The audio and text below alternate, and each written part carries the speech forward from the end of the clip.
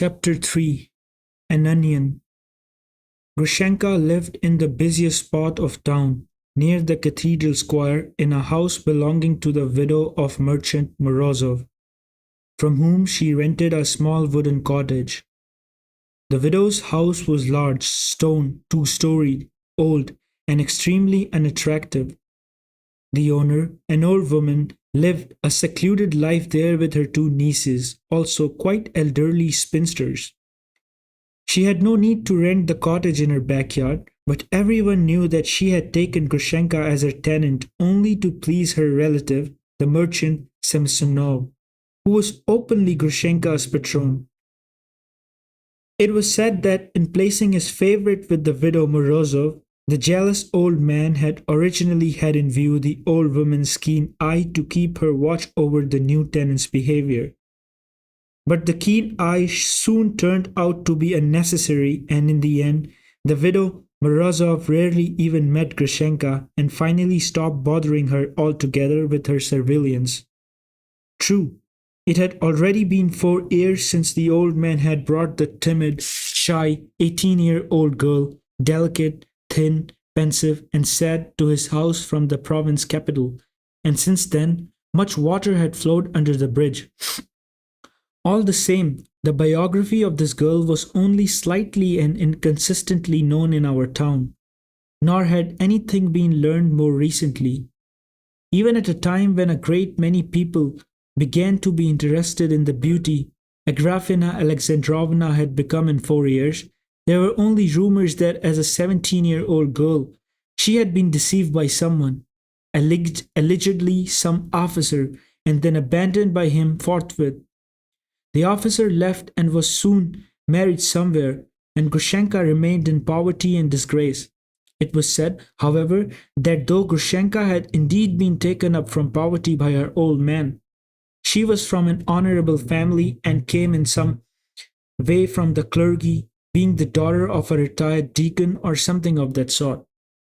Thus, in 4 years from the sensitive, offended, and pitiful orphan, there emerged a red-cheeked, full-bodied Russian beauty, a woman of bold and determined character, proud and insolent, knowing the value of money, acquisitive, tight-fisted, and cautious, who by hook or crook had already succeeded, so they said, in knocking together a little fortune of her own.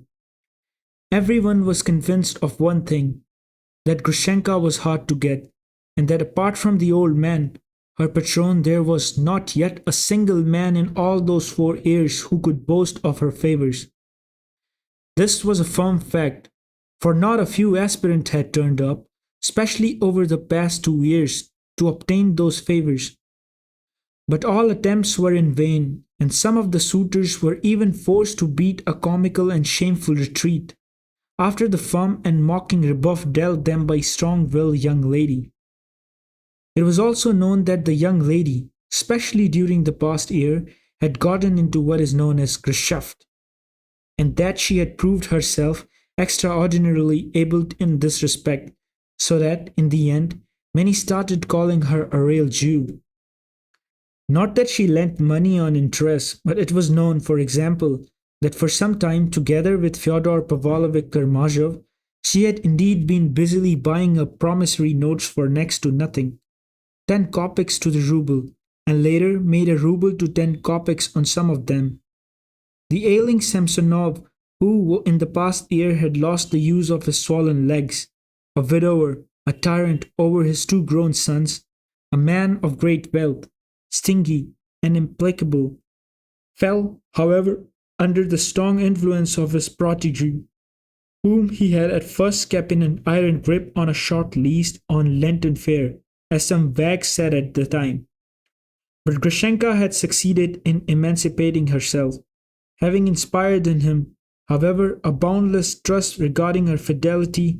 This old man, a great businesswoman, now long deceased, was also of remarkable character, tight-fisted above all, and hard as flint, and though Grushenka so struck him that he could not live without her, he still did not allot her a large considerable fortune.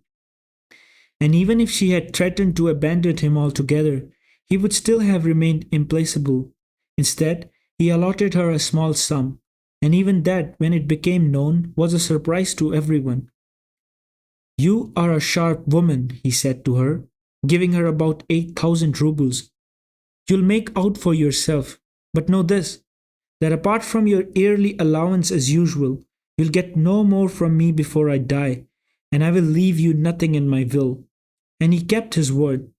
He died and left everything to his sons, whom he had kept about him all his life on the level of servants with their wives and children, and made no mention of Grushenka in his will. All of this became known afterwards, but he helped Grushenka a great deal with advice on how to manage her own money, and brought business her way. When Fyodor Pavlovich Karamazov, who originally was connected with Grushenka with regard to some chance geschäft, ended quite unexpectedly to himself by falling head over heels in love with her and nearly losing his reason, old Semenussinov, who by then already had one foot in the grave, chuckled greatly. It is remarkable that Grushenka, although out their acquaintance was fully and even, as it were, cordially frank with her old man, and apparently with no one else in the whole world. Most recently, when Dmitri Fyodorovich had also appeared suddenly with his love, the old man had stopped chuckling. On the contrary, one day he seriously and sternly advised Grushenka, if you must choose between the two of them, father and son, choose the old man. Only in such a way, however, that the old scoundrel is certain to marry you. And makes over at least some of his money in advance. And don't hobnob with the captain, nothing good will come of it. These were the very words to Grushenka from the old voluptuary, who already felt himself near death, and indeed died 5 months after giving his advice. I will also note in passing that although many in our town knew about this absurd and ugly rivalry at the time between the Karamazovs, father and son, the object of which was Grushenka, few then understood the true meaning of her relations with the two of them, the old man and the son. Even Grushenka's two serving women later testified in court that Agrafena Alexandrovna received Dmitri Fyodorovich only out of fear, because they said he threatened to kill her. She had two serving women, one a very old cook from her parents' household, ailing and nearly deaf, and the other, her granddaughter, a pert young girl, about 20 years old. Grushenka's maid. Grushenka lived very frugally and in quite poor surroundings. There were only 3 rooms in her cottage, furnished by the landlady with old Mogany furniture in the fashion of the 20s. When Rakitin and Alyosha arrived, it was already dusk, but there were no lights in the rooms. Grushenka was lying down in her drawing room on her big, clumsy sofa with imitation mahogany back, hard and upholstered with leather that had long since become worn and full of holes. Under her head were 2 white down pillows from her bed. She was lying stretched out on her back, motionless, with both hands behind her head. She was dressed up as though she were expecting someone in a black silk dress with a delicate face fichu on her head, which was very becoming to her. The lace shawl thrown around her shoulders was pinned with a massive gold brooch. She precisely was expecting someone, lying as if in anguish and impatience, with a somewhat pale face, with hot lips and eyes. Impatiently tapping the arm of the sofa with her right toe, the moment Rakitin and Alyosha appeared, a slight commotion took place. From the front hall, they heard Grushenka jump up quickly from the sofa and suddenly crowd out in fear. "Who is it?" But the visitors were met by the maid, who at once replied to her mistress, "It's not him, miss. It's some others. They're all right." "What's the matter with her?" Rakitin muttered as led Alyosha by the arm into the drawing room. Grushenka stood by the sofa, still looking frightened. A thick coil of her dark brown braid escaped suddenly from under the fichu and fell over her right shoulder. But she did not notice and did not tuck it back until she had peered into her visitor faces and recognized them. Ah, it's you, Rakitka. You got me all frightened. Who did you bring? Who is that with you? Lord, look, who he has brought, she exclaimed as she made out Alyosha's face. Send for some candles, Rakitin said with the casual air of a very close acquaintance and intimate, who even have the right to give orders in the house. Candles, of course, candles, Fenya. Fetch him a candle. Well, you choose a fine time to bring him, she exclaimed again, nodding at Alyosha and turning to the mirror. She began to tuck up her braid with both hands. She seemed displeased. Why, is something wrong? Rakitin asked instantly, almost offended.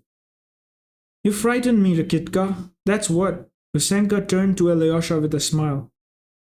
Don't be afraid of me, Alyosha, darling. I'm awfully glad to see you, my so unexpected visitor. But you, Rakitka, you frightened me. I thought it was Mitya forcing his way in. You see, I tricked him this afternoon. I made him swear to believe me, and then I lied to him. I told him I was going to be Kuzma Kuzmich, my old man, all evening, counting the money with him till late at night. I go every week and spend the whole evening settling accounts with him. We lock ourselves in. He clicks away on the abacus and I sit and write it down in the books. I'm the only one he trusts. Mitya believed I'd be there, but I've locked myself up in my house and sit here waiting for a message. How could Fenya have let you in? Fenya?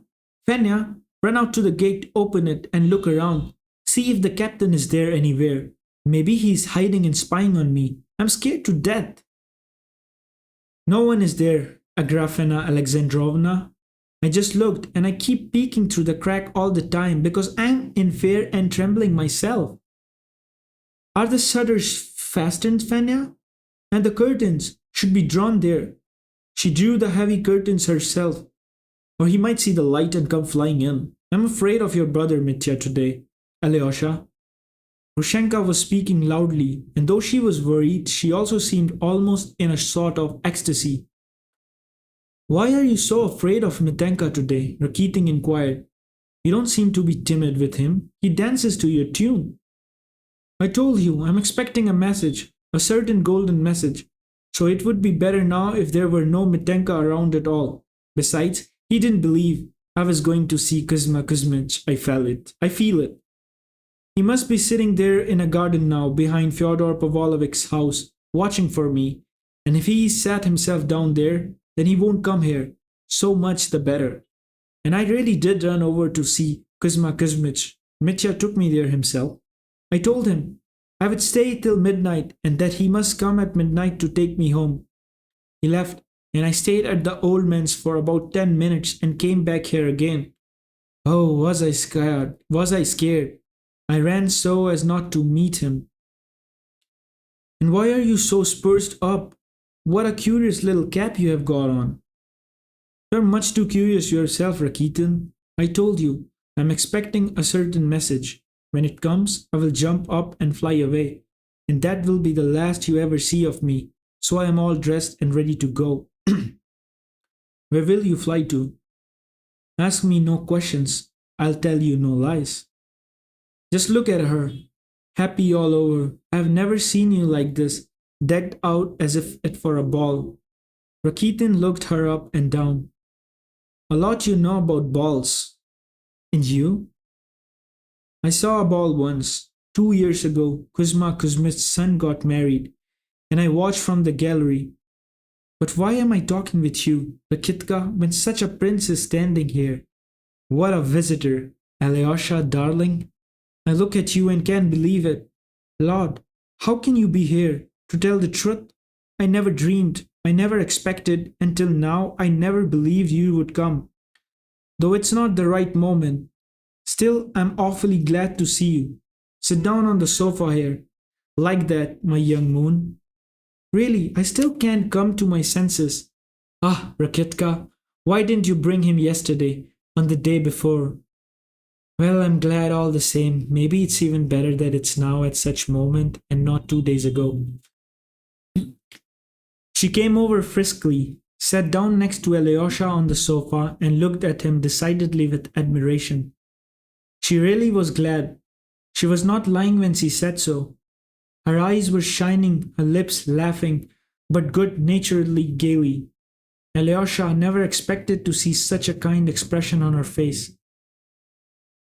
She had seldom met her until the day before, had formed a horrifying notion of her, and had been so terribly shocked the day before by her vicious and perfidious escapade with Katerina Ivanovna, that he was very surprised now suddenly to see in her as it were quite a different and unexpected being. And however weighed down he was by his own grief, his eyes involuntarily rested on her with attention. Her whole manner also seemed to have changed for the better since the day before. There was almost no trace of that sugary inflection of those pampered and affected moments. Everything was simple, simple-hearted. Her moments were quick, direct, trusting, but she was very excited. Oh Lord, such things keep coming true today, really. She began prattling again. And why am I so glad of you, Alyosha? I don't know myself. If you ask, I couldn't say. You really don't know why you are glad? Rakitin grinned. There must have been some reason why you kept pestering me to bring him. Bring him. All the time. I had a different reason before, but that's gone now. It's not the right moment. I'll feed you now, that's what. I've become kind now, Rakitka. Do sit down. Rakitka, why are you standing? Ah, you are sitting down. Never fear, Rakitsuka. Will always look out for himself. Now he's sitting across from us, Alyosha, and feeling offended because I didn't ask him to sit down before you. My Rakitka is touchy. Oh, so touchy. Grushenka laughed. Don't be angry, Rakitka. I'm feeling kind today. But why are you sitting there so sadly, Alyoshka? Are you afraid of me? She looked into his eyes with mocking gaiety. He has a grief he didn't get promoted, Rakitin said in deep voice. What do you mean promoted? His elder got smelly. What do you mean smelly? You're spewing a lot of nonsense. You just want to say something nasty. Shut up, fool. Will you let me sit on your lap, Alyosha, like this? And all at once he sprang up suddenly and laughing leaped into his knees like an affectionate cat, tenderly embracing his neck with her right arm. I'll cheer you up, my pious boy.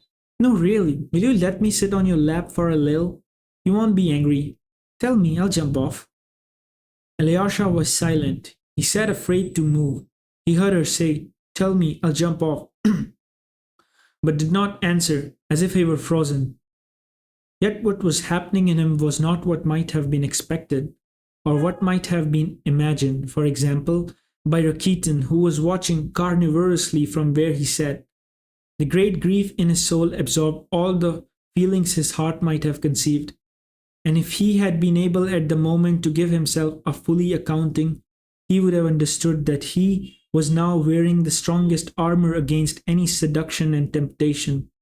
Nevertheless, despite all the vague unaccountability of his state of soul and all the grief that was weighing on him, he still could not help marveling at a new and strange sensation that was awakening in his heart. This woman, this horrible woman, not only did not arouse in him the fear he had felt before, the fear that used to spring up in him every time he thought of a woman, if such a thought flashed through his soul, but on the contrary, this woman, of whom he was afraid most of all, who was sitting on his knees and embracing him, now aroused in him suddenly quite a different, unexpected feeling, the feeling of some remarkable great and most pure-hearted curiosity, and without any fear now, without a trace of his former terror. That was the main thing, and it could not but surprise him. Stop babbling nonsense, Rakitin cried. You'd better bring us champagne. You owe it to me, you know. It's true, I owe it to him. I promised him champagne. Alyosha, on top of everything else. If he brought you to me, let's have a champagne. I'll drink too. Fenya, bring us champagne. The bottle Mitya left. Run quickly. Though I'm stingy, I'll stand you a bottle. Not you, Rakitka. You are a mushroom. But he's a prince. And though my soul is full of something else now, I will drink with you all the same. I want to be naughty. But why is this moment of yours, and what, may I ask, is this message? Or is it a secret? Rakitin put in again with curiosity, pretending as hard as he could that he did not notice the barbs that kept coming at him. Ah, it's no secret, and you know it yourself, Grushenka suddenly said, worriedly turning to look at Rakitin and leaning back a little from Alyosha. Though she stayed seated on his lap with her arm around his neck, the officer is coming, Rakitkin, my officer is coming. I heard he was coming, but he's so nearby. He's at Mokroy now. He'll send me a messenger from there. He wrote me so. The letter came just today. I'm sitting here waiting for the messenger. Aha! But why is Mokroy? It's a long story. I told you enough. Take that, Mitenka. Hey, does he know? No, he doesn't know anything. If he found out, he'd kill me. But now I'm not afraid at all. I'm not afraid of his knife now. Shut up, Rakitin. Don't remind me of Dmitri Fedorovitch. He's turned my heart to mush. And I don't want to think about anything right now. But I can think about Alyoshka. I'm looking at Alyoshka. Smile at me, darling. Cheer up. Smile at my foolishness, at my joy. He smiled. What a tender look. You know, Alyosha, I keep thinking you must be angry with me because of 2 days ago. Because of the young lady. I was a bitch, that's what. Only it's still good that it happened that way. It was bad, and it was good. Grushenka suddenly smiled, meaningly, and a cruel little line suddenly flashed in her smile. Mitya says she shouted. She should be flogged. I must really have offended her. She invited me, wanted to win me over, to seduce me with her chocolate. No, it's good that it happened that way. She smiled again. But I'm still afraid you are angry. Really? Rakitin suddenly put in again with serious surprise. She's really afraid of you, Alyosha. Chicken that you are. To you he's a chicken, Rakitin. That's what. Because you have no conscience that what, you see, I love him with my soul. That's what. Do you believe me, Alyosha, that I love you with all my soul? Ah, shameless. She's confessing her love for you, Alexei. Why not? I do love him. And the officer, and the golden message from Mokroy? That's one thing, and this is another. Just like a woman. Don't make me angry, Rakitka. Grushenka caught him up hotly. That is one thing and that is another. I love Alyosha differently. It's true I had sly thoughts about you, Alyosha. I'm a low woman. I'm a violent woman. Yet there are moments. Alyosha, when I look upon you as my conscience, I keep thinking, how a man like him must despise a bad woman like me. I thought the same thing 2 days ago as I was running home from the young ladies. I noticed you long ago, Alyosha, and Mitya knows. I told him. And Mitya understands. Will you believe, Alyosha? Really, I look at you sometimes and feel ashamed. Ashamed of myself. And I don't know. I don't remember how it was that I started thinking about you, or when it was. Fenya came in and placed a tray on the table with an uncorked bottle of champagne and 3 full glasses on it. Here's the champagne, Rakitin cried. You're excited, Agrafena Alexandrovna, and beside yourself. You will drink a glass and start dancing. Ah, even this they couldn't get right. He added, examining the champagne. The old woman poured it in the kitchen, and they brought the bottle without the cork, and it's warm. Well, let's have it anyway. He went up to the table, took a glass, drank it in one gulp, and poured himself another. One doesn't bump into champagne too often, he said, licking his chops. Hey, Alyosha, take a glass. Prove yourself. Where are we going to drink to? To the gates of paradise? Grusha, take a glass. Drink with us to the gates of paradise. What gates of paradise? She took her glass. Alyosha took his, sipped at it, and set the glass down again. No, I would better not, he smiled quietly. But you boasted, Rakitin cried. Then I won't drink either, Grushenka cut in. I don't want to anyway. Drink the whole bottle yourself, Rakitka. If Alyosha drinks, I'll drink too. What a sentimental slob, Rakitin taunted. And sitting on his lap all the while, granted he has his grief, but what have you got? He rebelled against his god. He was going to be a gobble sausage. Why so? His elder died today, the elder Jasima, the saint. The elder Jasima died, Grushenka exclaimed. Oh Lord, I didn't know. She crossed herself piously. Lord, but what am I doing now sitting on his lap?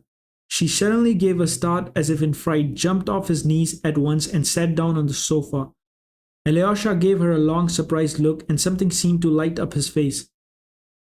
Rakitin, he suddenly said loudly and firmly, don't taunt me with having rebelled against my God.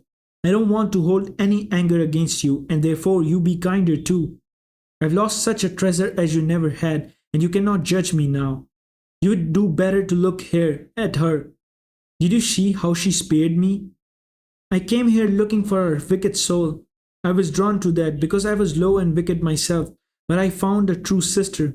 I found a treasure, a loving soul. She spared me just now. I'm speaking of you, Agrafena Alexandrovna. You restored my soul just now. Alyosha was breathless and his lips began to tremble. He stopped. Really saved you, did she? Rakitin laughed spitefully. Yet she was going to eat you up, do you know that? Stop, Rakitka. Grushenka suddenly jumped up.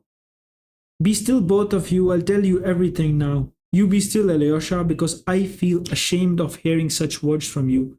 Because I am wicked, not good. That's how I am. And you, Rakitka, be still, because you are lying.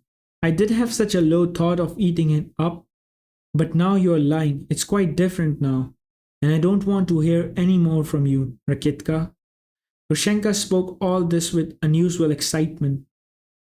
Look at them, both senseless, Rakitin hissed, staring at them both in amazement. It's crazy. I feel like I'm in a madhouse. They have both gone soft. They'll start crying in a minute. I will start crying. I will start crying, Grushenka kept repeating. He called me his sister. I'll never forget it. Just know one thing, Rakitka. I may be a wicked, but still I gave an onion. An onion? Ah, the devil. They really have gone crazy.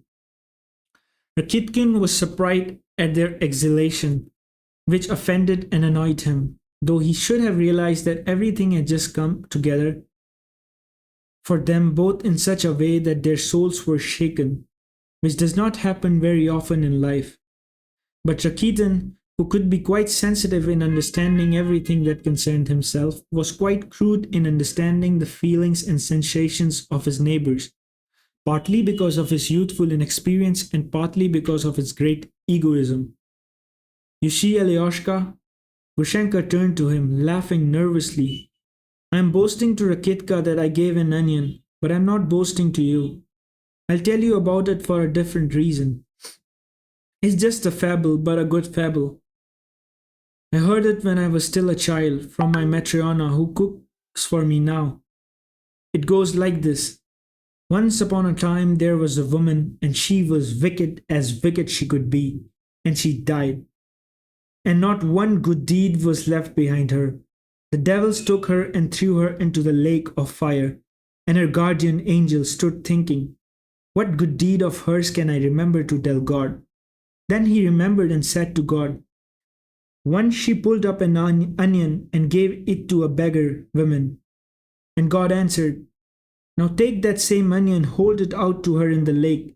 Let her take hold of it and pull. And if you pull her out of the lake, let her take hold of it. But if the onion breaks, she can stay where she is. Then she can go to paradise. But if the onion breaks, she can stay where she is. The angel ran to the woman and held out the onion to her. Here, woman, he said. Angel ran to the woman and held out the onion to her. Here, woman, he said, take hold of it and I will pull. And he began pulling carefully and had almost pulled her all the way out. When other sinners in the lake saw her being pulled out and all began holding on to her so as to be pulled out with her. But the woman was wicked as wicked could be, and she began to kick them with her feet. It's me who is getting pulled out, not you. It's my onion, not yours. Not yours. No sooner did she say it than the onion broke, and the woman fell back into the lake and is burning there to this day. And the angel wept and went away. That's the fable, Alyosha. I know it by heart because I myself am that wicked woman. I boasted to Rakitin that I gave an onion, but I'll say it differently to you. In my whole life, I have given just one little onion. That's how much good I have done. And don't praise me after that, Alyosha. Don't think I'm good. I'm wicked, wicked as can be. And if you praise me, you'll make me ashamed.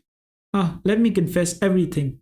Listen, Alyosha, I wanted so much to lure you here and pester Rakitin so much that I even promised him 25 rubles if he would bring you to me.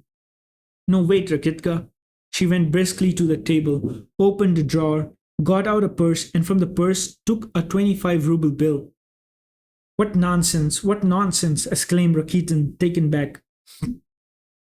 I owe it to you, Rakitka. Take it. You won't refuse. You asked for it yourself. And she flung the bill at him. Why refuse? Rakitin said in a deep voice, visibly ashamed but disgusting his embarrassment with swagger. It will truly come in handy. Fools exist for the intelligent man's profit. And now keep still, Rakitka. What I'm going to say now is not for your ears. Sit there in a corner and keep still. You don't love us, so keep still.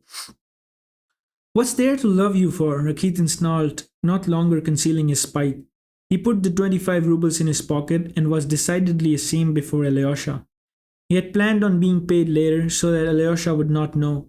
But now shame made him angry. Up to the moment, he had found it more politic not to contradict Grushenka too much, despite all her bobs, since he obviously had some sort of power over him. But now he too got angry.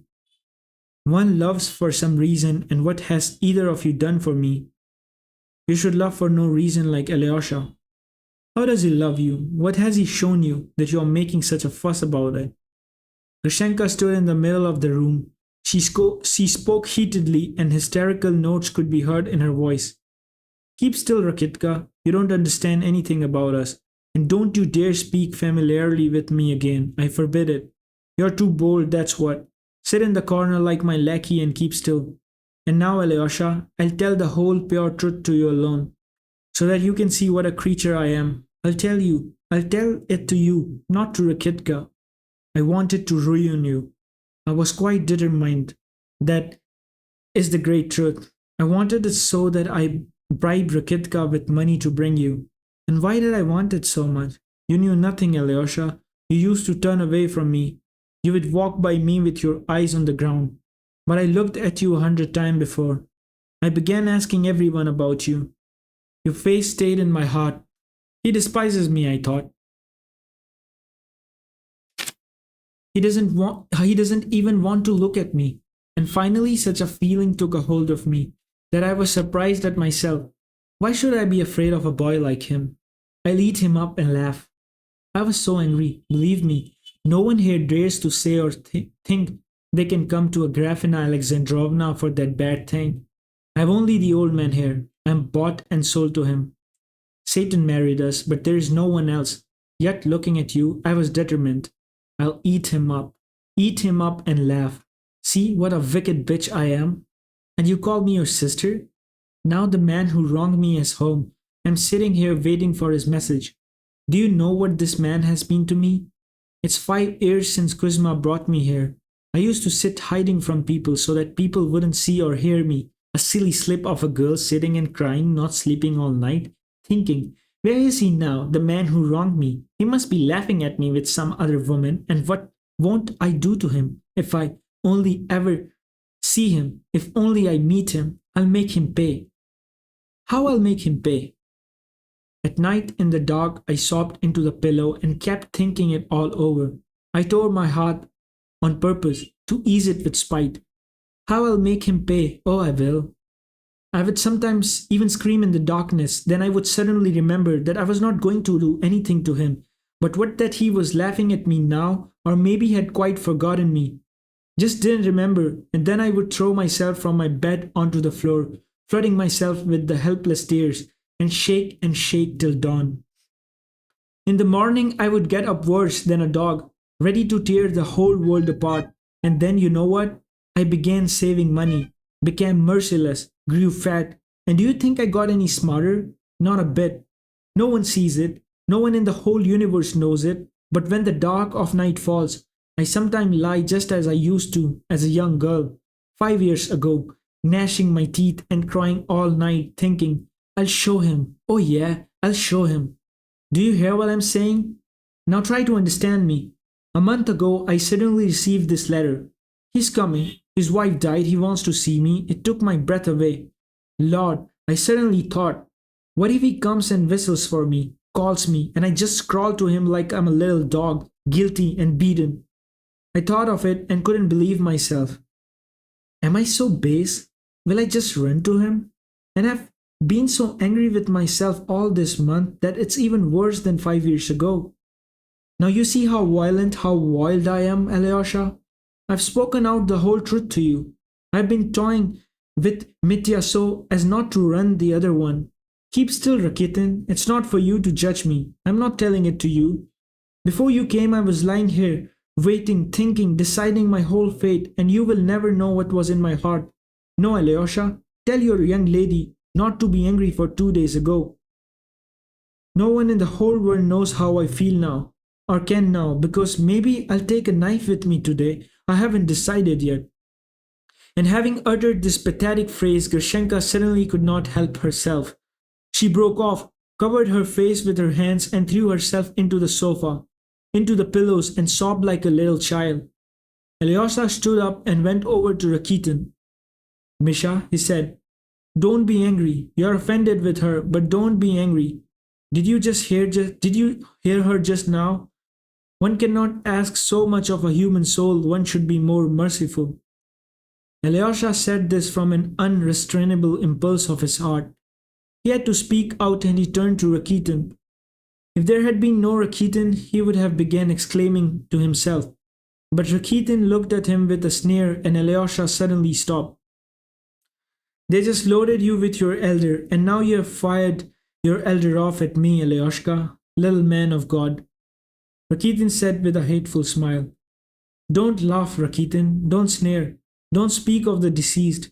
He is higher than anyone who has ever lived. Alyosha cried with tears in his voice. I stood up to speak to you not as judge, but as the lowliest of the accused.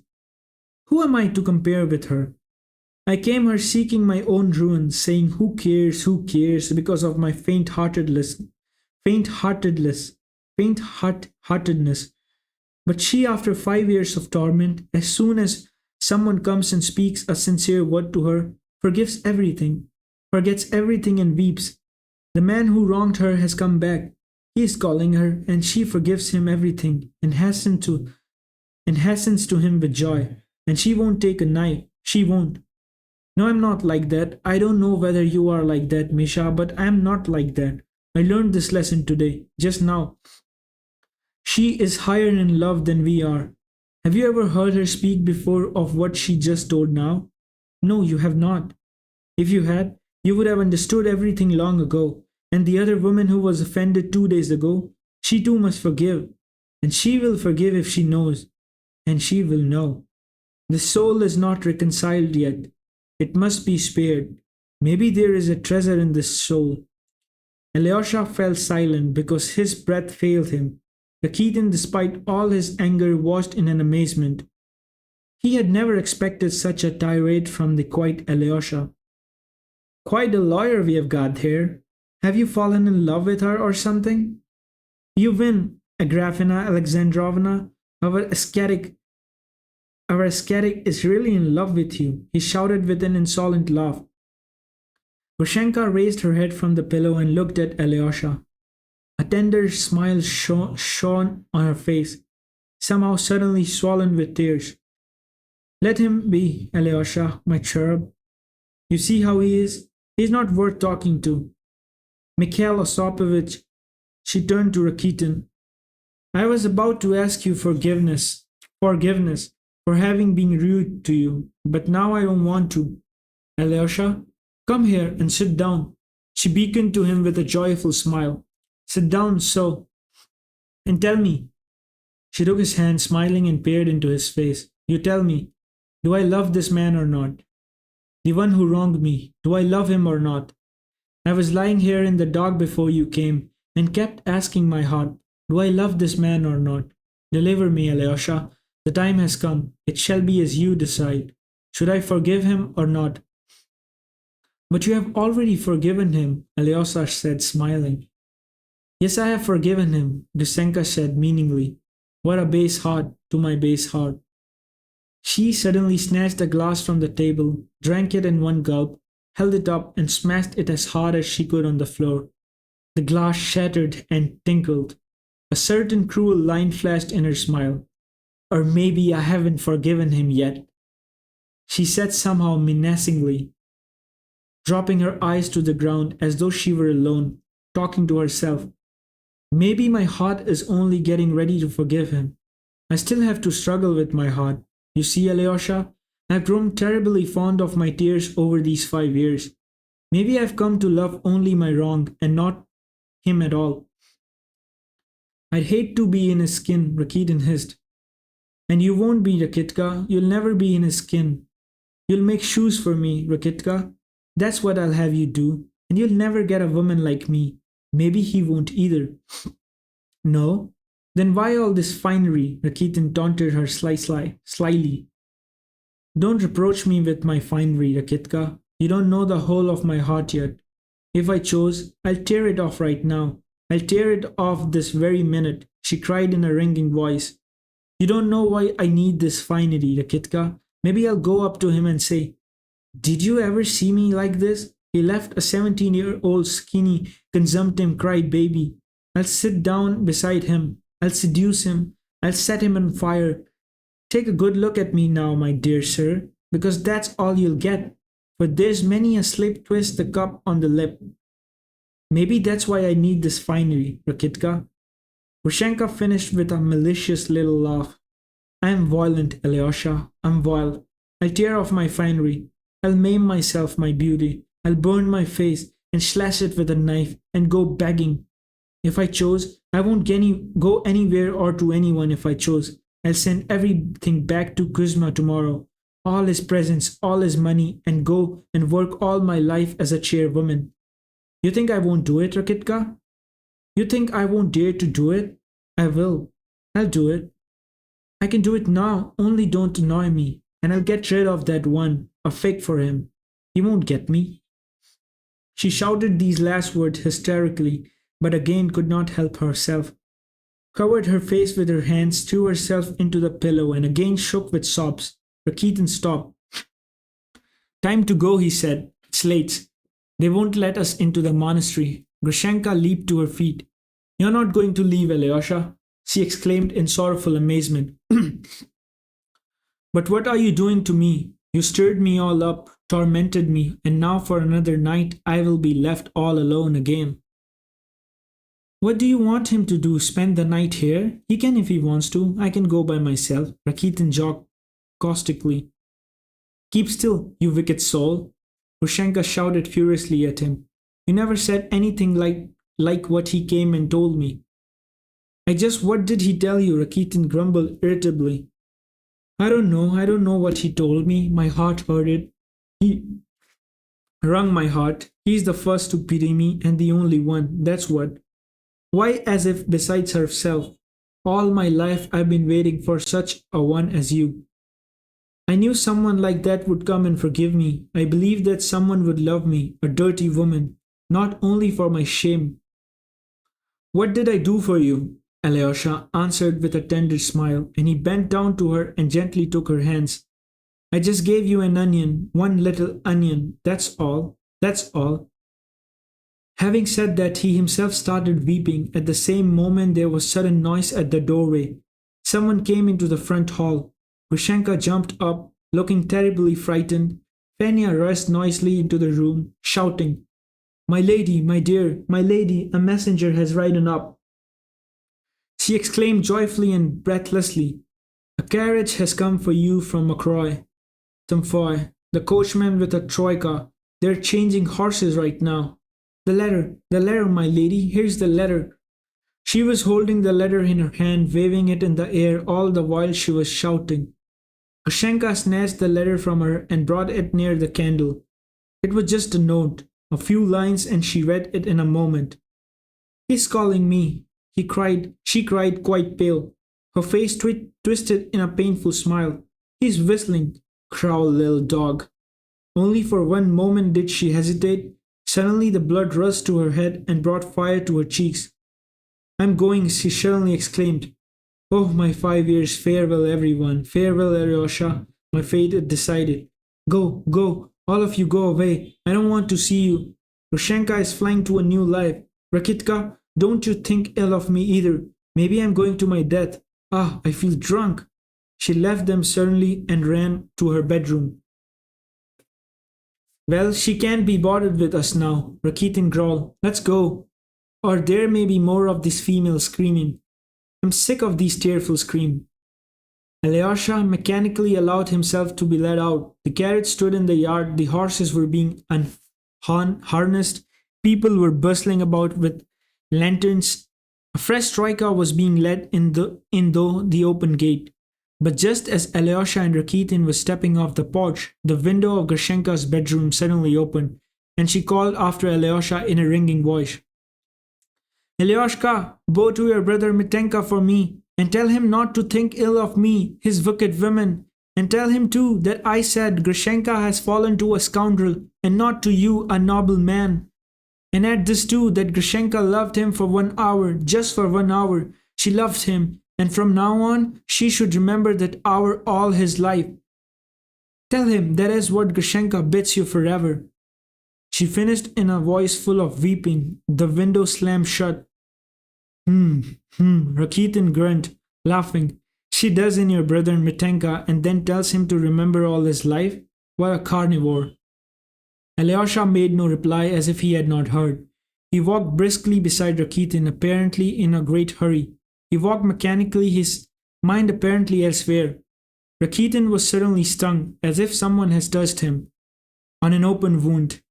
He had been expecting something quite different when he brought Grushenka and Alyosha together. What had happened was something other than what he had wanted so much. He's a Pole, this officer of hers. He spoke again, restraining himself.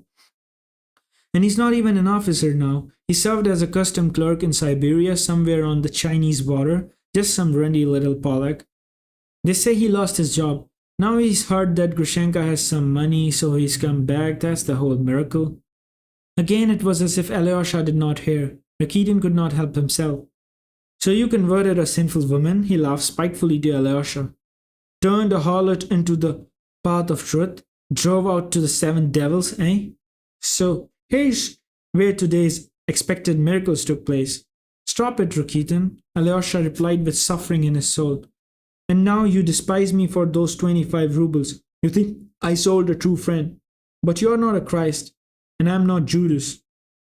Ah, Rakitin, I assure you I would forgotten all about that, Alyosha exclaimed. You have reminded me of it yourself. But now Rakitin finally got mad. The devil take you one and all, he suddenly yelled. Why the devil did I have anything to do with you? I don't even want to know you anymore. Go by yourself. There is your road. And turning abruptly into another street, he left Alyosha alone in the dark. Alyosha walked out of town and ran across the fields to the monastery.